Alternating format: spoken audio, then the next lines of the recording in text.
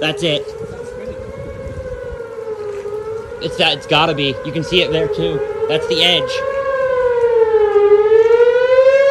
That is massive.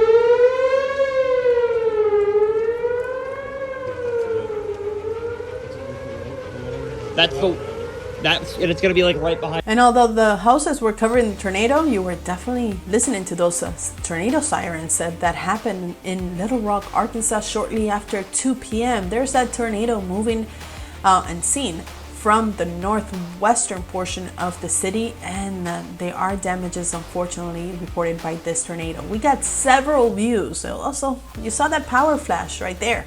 Those are likely power lines that have been down by that tornado.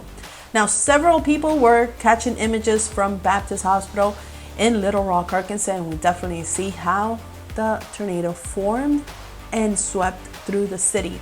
This happened in the afternoon, and this happened in Little Rock, Arkansas, where there is a moderate risk. But before this, so as the storms were entering Arkansas, they were already developing tornadoes. In fact, the storms will continue to move into a higher risk, and there is a higher risk, a high risk of tornadoes, and that means long-lived tornadoes and also more powerful tornadoes as the storms approach Memphis, Tennessee, and also Des Moines, Iowa, going into Peoria, Illinois. So make sure you stay weather aware.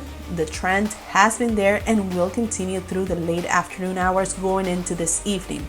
There you see the images of the damage, and a little bit of damage in the roof right there, power lines, as I mentioned, and even cars that have been flipped because of that tornado. You see that black car to the left of your screen right there. So before the tornadoes entered, let's say, the slight risk area or the enhanced area, they were developing hail, small hail, but this was the precursor of the storms as they continue to intensify and move towards area of higher danger and higher threat.